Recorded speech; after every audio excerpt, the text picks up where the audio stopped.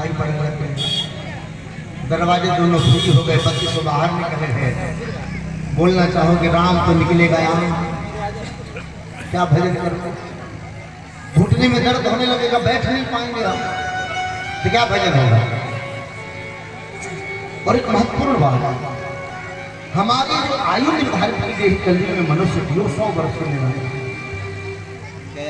इन 100 वर्षों में जरा बांटिएगा कि हमारे जीवन में कितना समय बचता है हमारे भगवान के भजन के लिए।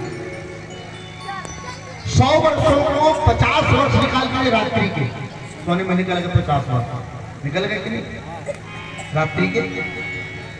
उसके बाद बचा 50 वर्ष। शुरू के 15 वर्ष तक तो पता ही नहीं चलता, होश ही नहीं रहता आपको।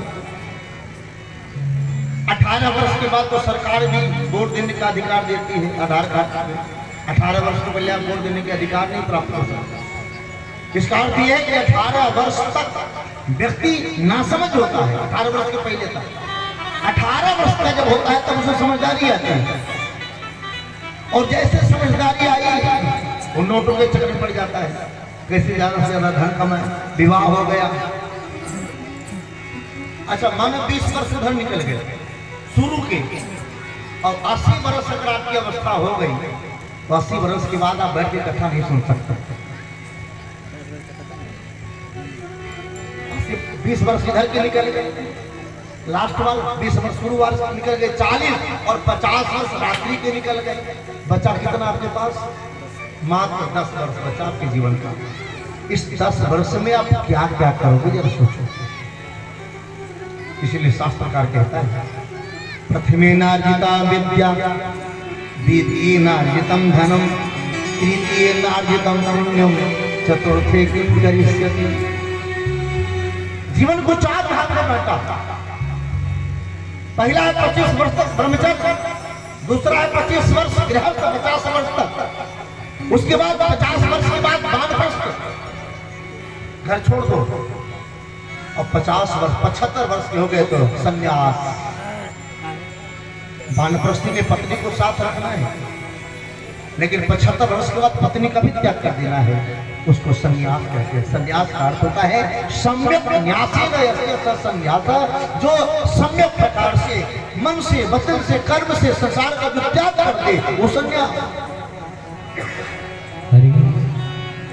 तो महाराज गुरुदेव वशिष्ठ ने कहा कि राजन आपने पुत्र प्राप्ति के लिए तपस्या की थी 4थे पन में, तो बेटा पहले पन में कैसे मिल जाएगा? बेटा मिलेगा भी तो 4थे पन में ही मिलेगा। इससे सिद्ध होता है कि बचपन क्या किया गया भजन जवानी में फल देता है। बचपन में किया था भजन प्रहलाद और ध्रुव ने, जवानी में फल पाए। बचपन का किया गया भजन जवानी में फल देता है, जवानी का किया गया भजन बुढ़ापे में फल देता है, और बुढ़ापे का किया गया भजन अगले जन्म में बुढ़ापे नहीं मिलेगा। बोलो सियावर रामचंद्र की जय। मनु जी महाराज 4थे पन में तपस्या करने गए थे, इसीलिए राम उनको 4थे पन में ही मिले। गुरुदेव वशिष्ठ ने कहा राजा अब समय आ गया है कि आपको पुत्र की प्राप्ति होगी।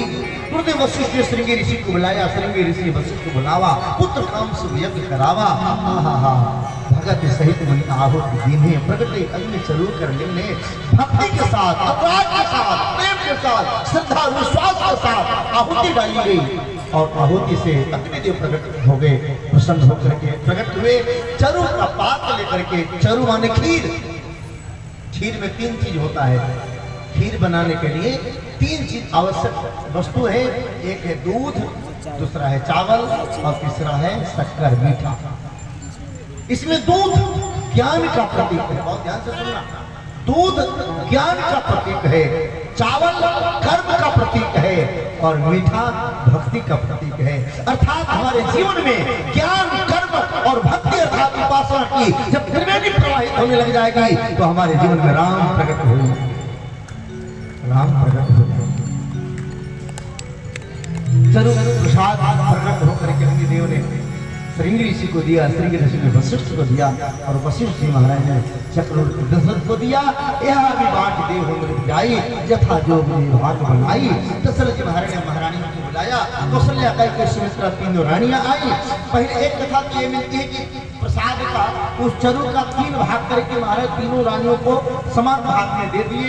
लेकिन महारानी सुमित्रा हाथ में प्रसाद लेकर के भगवान का ध्यान कर रही थी, भगवान को प्रणाम कर रही थी। प्रभु आपके कृपा से प्रसाद मिला है, आपकी कृपा से इस प्रसाद के प्रभाव से पुत्र हो जाए, ऐसा सोच ही रही थी।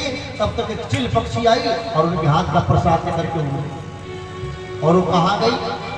3 पुरुष खंड के कदली वन में माँ अंजना पुत्र प्राप्ति के लिए तपस्या कर रही थी। वो चिल पक्षी गई, प्रसाद वहीं गिरा उसके हाथों से।